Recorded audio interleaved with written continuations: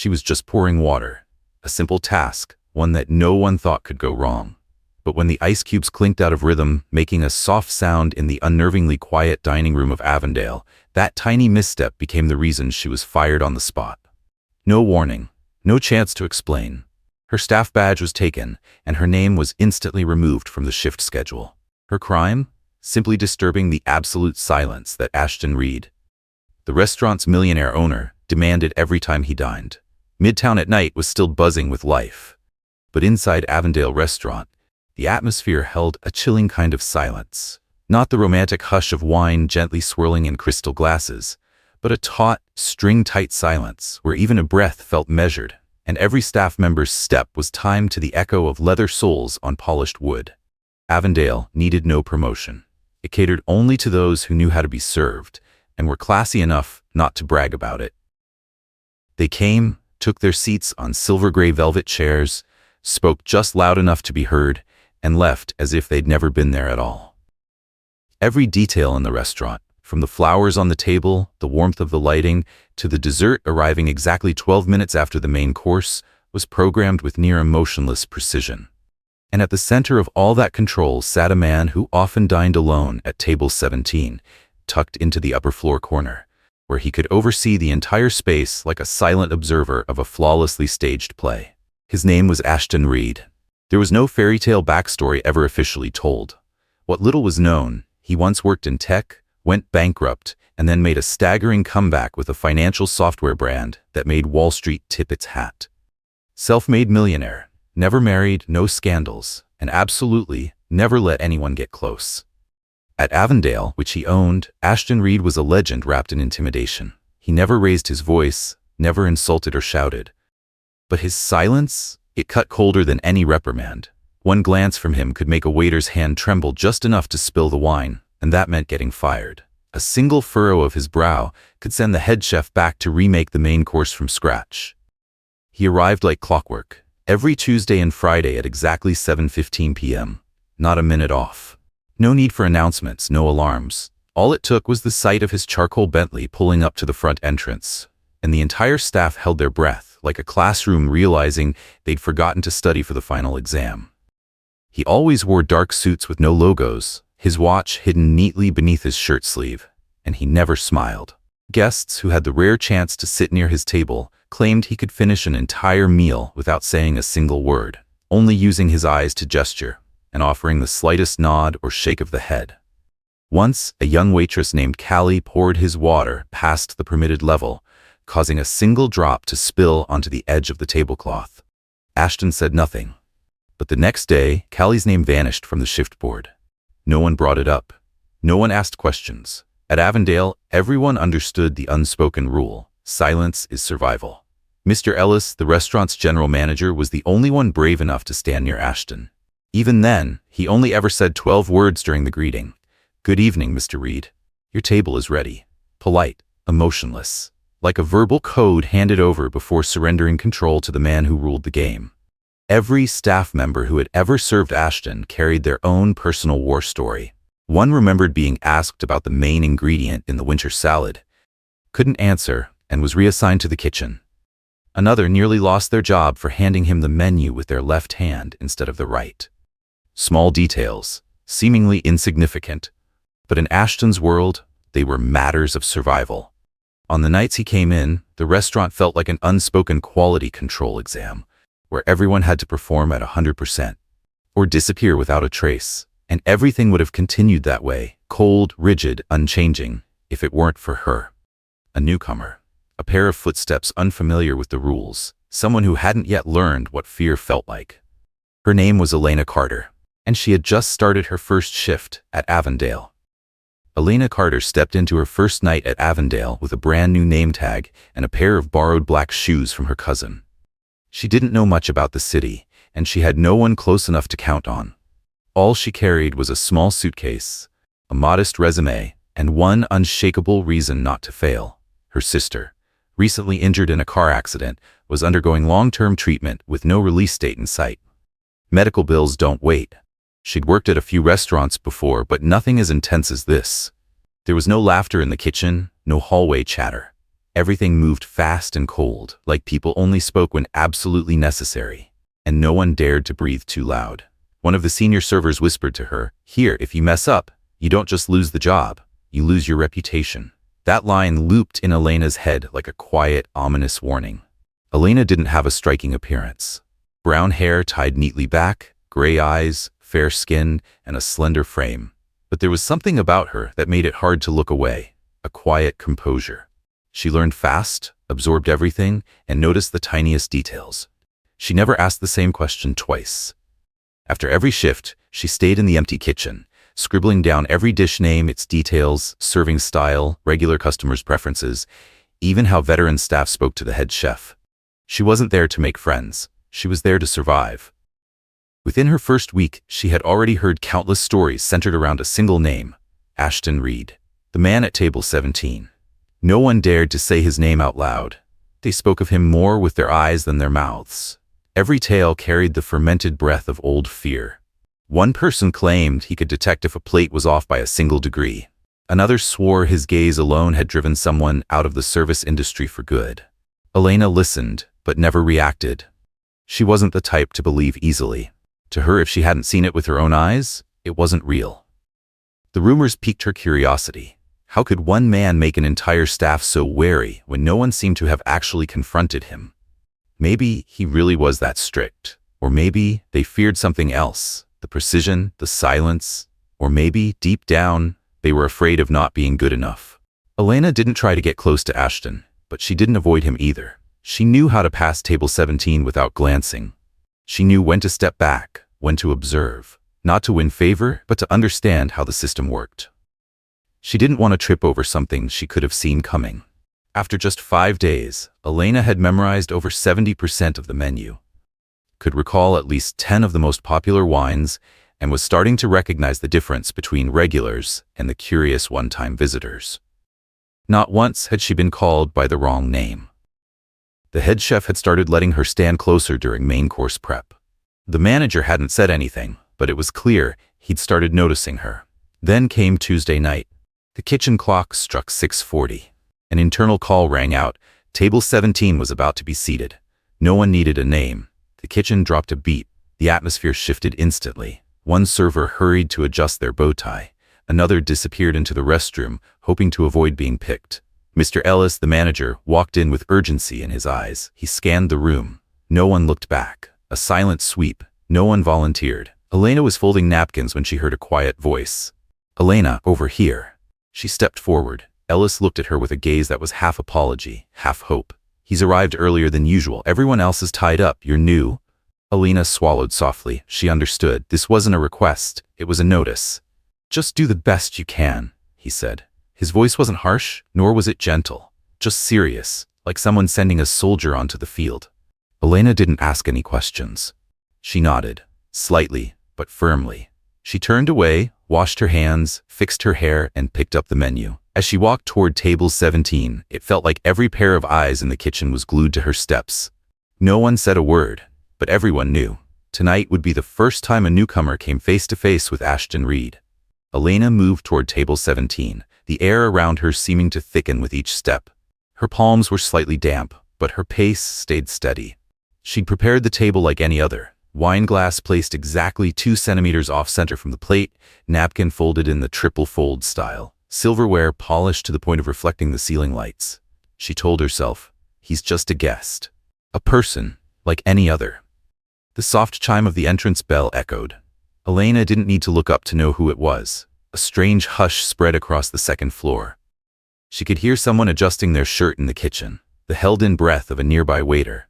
Ashton Reed had arrived. He climbed the mahogany stairs, each step heavy, deliberate. Short salt and pepper hair, a light gray trench coat draped over a charcoal suit. The tie was plain, just a solid dark color that matched the weight of his presence. His face, at a glance, was unremarkable, but his eyes, sharp, clear, and cold like glass in midwinter, were impossible to ignore. Elena stepped forward, tilted her head slightly, and placed the menu on the table with both hands. "Good evening, sir. It's a pleasure to serve you tonight." She kept her voice from shaking. Not too warm, not too stiff, just steady. Ashton didn't respond. He sat down, adjusted his sleeve, glanced at the menu for exactly 3 seconds, then closed it. "Where is the truffle oil in the burrata sourced from?"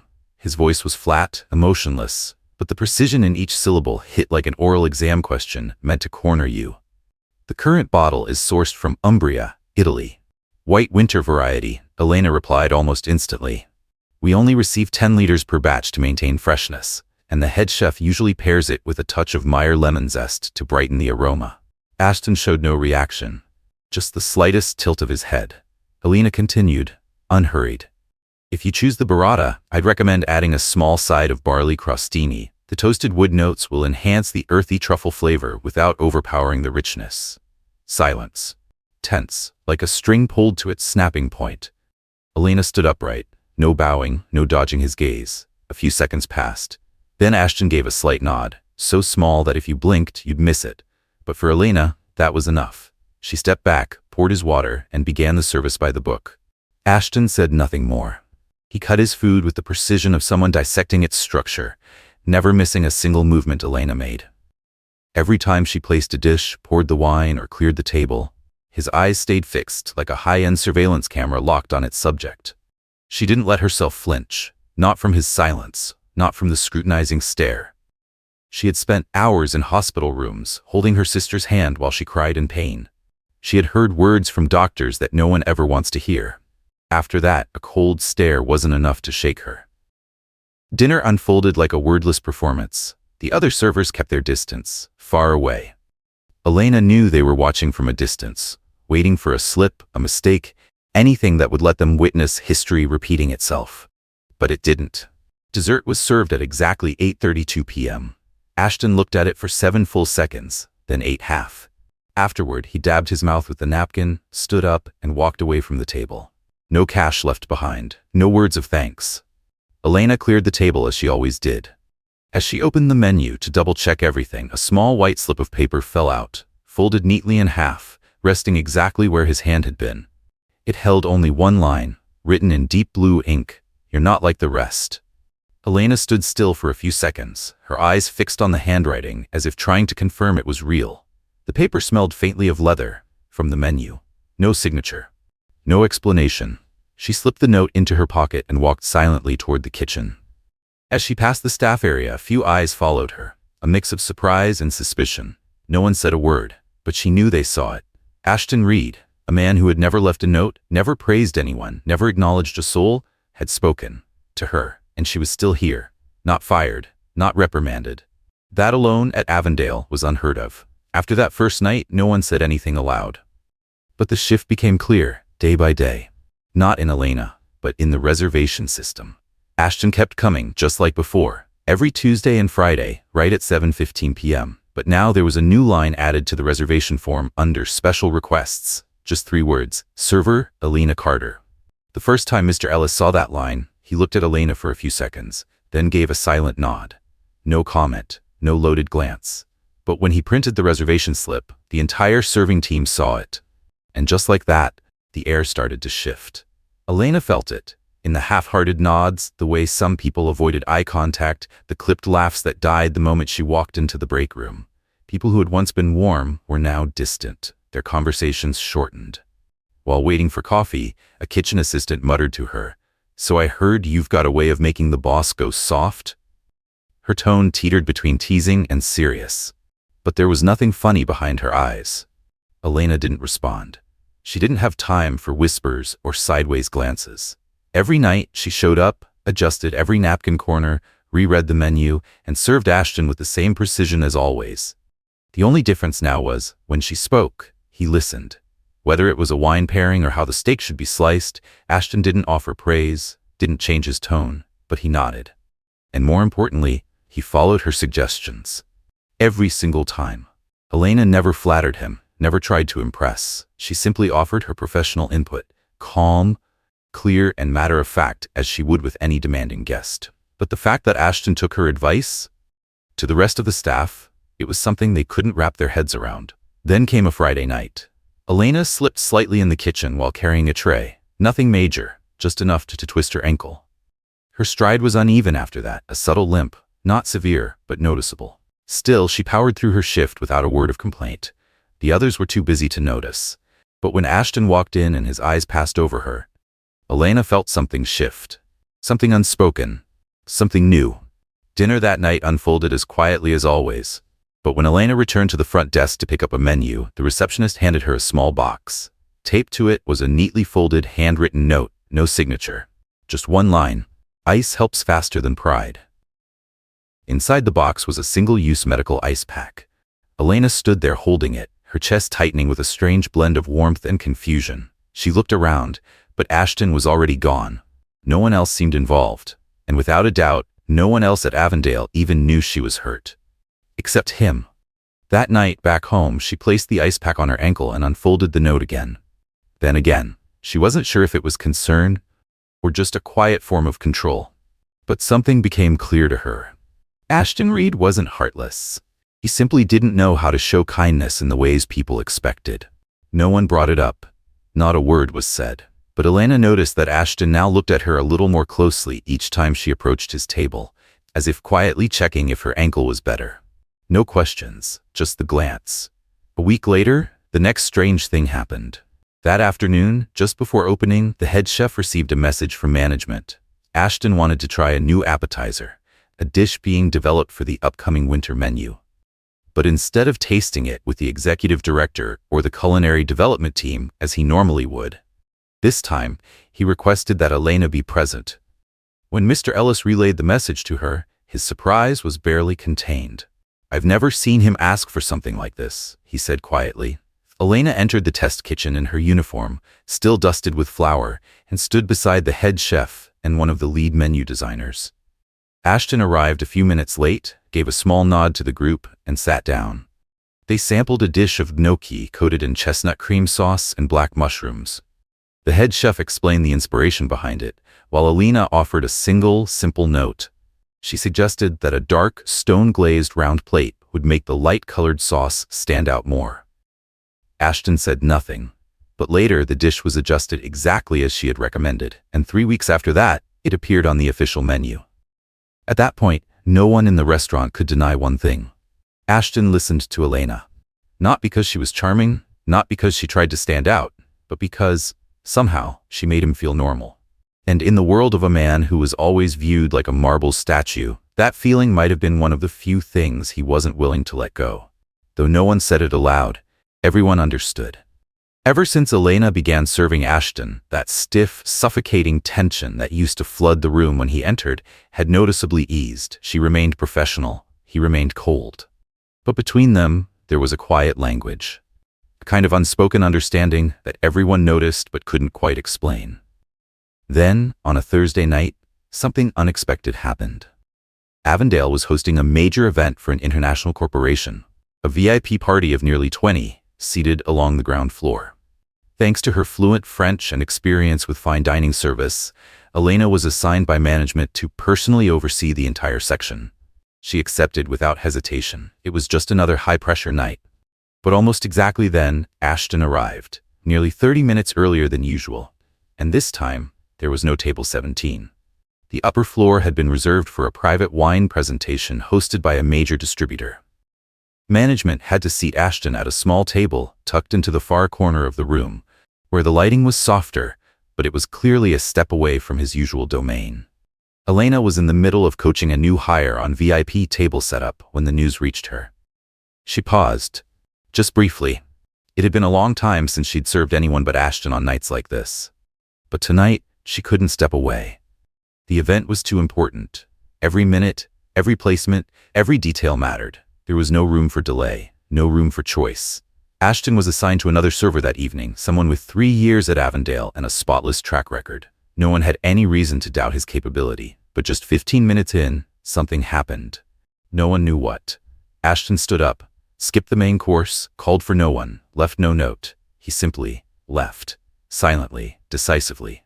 The next morning, Elena was called into the office. Mr. Ellis placed a printed feedback form on the desk in front of her. "I don't know what happened last night," he said, his voice lower than usual, but he was very clear. He tapped the paper once, unsatisfied with the service quality, felt disrespected. Elena read every word carefully. She knew Ashton wasn't someone who exaggerated. If he wrote that, he had his reasons. But she also knew, whatever those reasons were, they had nothing to do with the food or the service. Not really. It felt like a punch she never saw coming. Through all the stares, the rumors, the quiet judgment, Elena had never tried to get close to him. Everything she did was for the job. And yet, the one time she wasn't there, he left a comment so cold it actually hurt. After that shift, Elena sat alone in the locker area. No dinner, no conversation, just one question spinning in her head over and over. So that's all it takes? Not being prioritized, and he walks away like the rest? From that day on, Elena changed her schedule. She opted for shifts that didn't align with Ashton's usual nights. She no longer volunteered for table 17. She didn't ask about him, didn't look. If whatever they'd had was just a one-sided illusion, she'd rather pull herself out before it turned into a mistake. Ashton still came, still right on time, still alone, and still, every single time he wrote in the request section, "Server, Elena Carter." Each time the request was declined, he said nothing. No comment, no complaint, not a word to the replacement server. Only silence. Clearer, louder than ever before. Elena still saw him from a distance whenever she passed the second floor. Still saw him adjusting the napkin to that exact angle he preferred. Still saw him flip the menu once then set it down, like always. But he no longer looked down, no longer searched the restaurant for her face. And that, more than anything, was what unsettled her. She didn't know why he was angry. Didn't know what exactly he was angry about. Was it because she didn't serve him? Because his routine had been disrupted? Or was it something else? Was it because she never offered an explanation? She asked herself those questions for 3 weeks, but none of the answers made enough sense or hurt enough to make her want to walk back toward him. She was angry with him. She was angry with herself. And beneath all of it was a strange unspoken ache she couldn't quite name, and wasn't ready to. From the very first day she stepped into Avendale, Elena had learned how to keep her distance. From customers, from coworkers, from emotions. But now that distance had taken form, and it had a name, Ashton Reed. That evening, the rain came down heavy and cold, pouring straight from the thick early winter clouds above. Elena had finished her shift earlier than usual. The restaurant was quieting down, the lights dimmed low, and the final footsteps of the night echoed faintly against polished wooden floors. She pulled on her coat, raised the hood, and stepped into the elevator down to the underground parking garage. The garage was still and silent, just like always. Only the distant pounding of rain against the ground broke the quiet. But as she turned the corner past the second row of cars, she froze. There was a figure sitting slouched against the door of a sleek black Mercedes, one leg extended, the other bent awkwardly like he'd slipped. His dress shirt was soaked, rain darkened from shoulder to waist.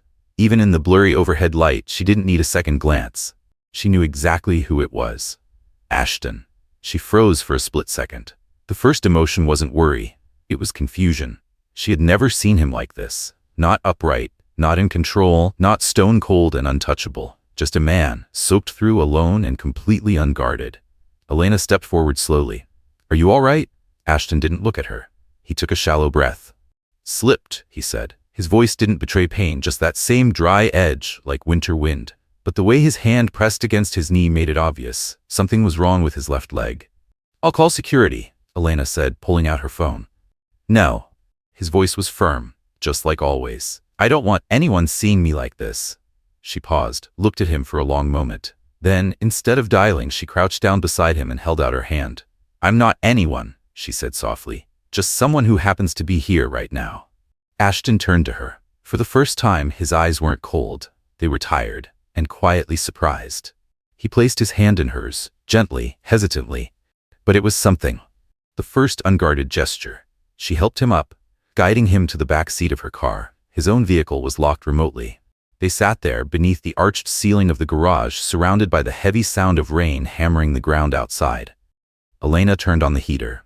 The air inside the car slowly began to warm. Ashton leaned his head back, eyes closed, silent. "You didn't call anyone," Elena said softly. "Didn't let anyone see, even after falling in the rain." "No one stays when I'm weak," he replied. Eyes still shut. His voice held no command this time. It was simply a truth, spoken aloud. "Being cold keeps people around longer," he continued. "They don't come for feelings. They come for power.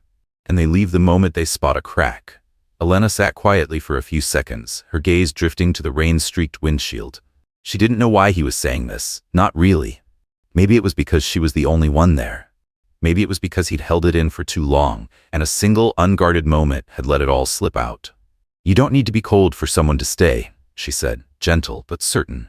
"You just need to be real." Ashton turned to her. For the first time, his gaze held no distance, no scrutiny, no defense. Just a man sitting beside a woman on a damp, quiet night, knowing he wasn't being judged. A faint curve appeared at the corner of his mouth, subtle, barely there. But it was enough to call it what it was, a smile. The first one Elena had ever seen on him. She didn't say anything more. They sat there a few minutes longer, wrapped in a strange kind of silence. Not awkward, not tense, just quiet. The kind that settles when neither person is playing a role anymore. When Ashton finally stepped out of the car, he said only one thing. "Thank you for not looking at me like a man who just fell." Elena nodded, no explanation needed. The rain hadn't let up when she drove out of the garage. But something inside her had shifted. She no longer saw Ashton as a symbol to tiptoe around or a high-maintenance guest to keep at arm's length. For the first time, she saw him simply as a man. And because of that, she knew she couldn't go back to pretending he didn't matter. After that rainy night, Elena didn't avoid him anymore, but the shift between them didn't come from dramatic gestures. There was no apology, no rehashing of what happened. Just this. The next time Ashton came in, she arrived at table 17 right on time, menu in hand, eyes calm, and he greeted her with a nod that carried less weight, less armor than ever before. Neither of them mentioned the parking garage, but in that shared silence, everything was said. From that day on, a new rhythm formed between them. Tuesdays and Fridays, like always. Same table, same timing. But their dynamic had changed. Elena wasn't just the server who knew how to pair the perfect wine anymore. She had become something else entirely. A companion in conversations that were brief, but quietly meaningful. Ashton began to ask her questions, not out of formality, but curiosity. What were her favorite dishes on the menu? Why did she prefer the light heat of aioli over the richer, creamier sauces? He asked about the small Italian restaurant she worked at before moving to Midtown. And she told him. She shared memories, learning to tell artisan cheeses apart by scent. The Christmas Eve she served a couple who gave her tickets to a symphony as a thank you. Each story seemed to draw Ashton in, as if he were relearning how to enjoy something he'd long forgotten, something simple, something human. In return, he shared fragments of his own past. A tiny eatery in Santorini, where he once had a grilled fish so perfectly done that he still remembered the taste. A trip to Kyoto, where an elderly sushi chef spoke only 3 sentences the entire evening, yet delivered a meal that felt like poetry. He didn't tell stories in a grand, sweeping way. There were no embellishments, just details, just clarity. But it was enough for Elena to see past the silence, to realize that behind all the cold restraint was a man who had seen things, who had felt things, and who had been watching far more closely than anyone ever gave him credit for. The silences between them gradually lost their weight. In their place came ease. Elena no longer had to try so hard to seem polished, and Ashton no longer wore that expressionless mask. They still followed every rule of service, still stayed within the bounds of their professional roles. But something unspoken had started to thread itself into the small moments. A nod that said, "I understand." A brief glance when she chose the exact wine he was thinking of. A moment when his hand lingered just a second longer as he took the menu from hers. Elena began to realize she was falling in love with him. Not the kind of love sparked by mystery or fleeting attraction, but the kind that grows from seeing someone's hidden corners and choosing to stay. She knew Ashton had boundaries he wouldn't easily move. She also knew that if anyone found out about this, whatever this was, her job could change in a heartbeat. But none of that changed one simple truth. His presence made her calmer, better at her work, and, somehow, seen. Ashton never said a word about it, but Elena wasn't blind. He cared, in the way only someone who had once forbidden themselves from caring could. He knew she preferred fine sea salt for the lamb. He knew she tied her hair up when stressed. He knew she always angled the silverware a certain way, even if no one asked her to. And he noticed all of it. No one at the restaurant suspected a thing. Maybe it was because both of them kept everything strictly professional. Elena still worked other shifts, still served other tables, still chatted with her coworkers. Ashton still showed up on schedule, still didn't smile at anyone else, still left his signed checks just like always. No one ever saw them look at each other longer than necessary. No one ever overheard a conversation that went on too long. Then one afternoon, after the dinner rush, Mr. Ellis called Alina into his office. "Ashton wants you on the menu development team for the new West Side location," he said, placing a folder on the desk. He said if the new restaurant is going to have a soul, it can't be without someone who understands what that means. Alina picked up the papers. She didn't say anything for a few seconds. West Side. A major project, an unspoken vote of confidence, a quiet kind of trust.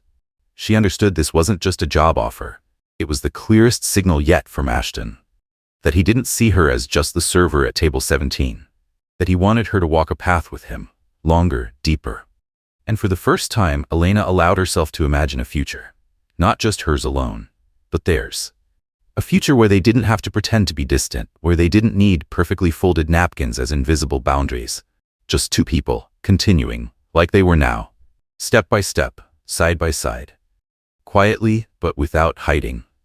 1 year later, the name Elena Carter was no longer just a line on the staff schedule posted in the break room. Now it appeared on the executive board of the entire system, with the title Customer Experience Director of the Avendale Restaurant Group.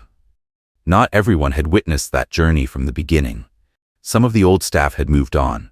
The newer ones only knew her as the young boss who started as a server. But those who were still there, those who remembered the look in Ashton Reed's eyes, who had seen the way he nodded when Elena handed him a menu, who had felt the strange, quiet energy between them. They understood. None of this was luck. Elena had never asked for special treatment, never demanded anything. She moved forward step by step, from the one who understood the guests best to someone who understood the staff, and eventually someone who understood how Ashton wanted his restaurants to breathe. In strategic meetings, she was one of the few who dared to challenge ideas, clearly and directly. And Ashton, now not just her partner in life, but also in business, always listened with an open, unmistakable respect.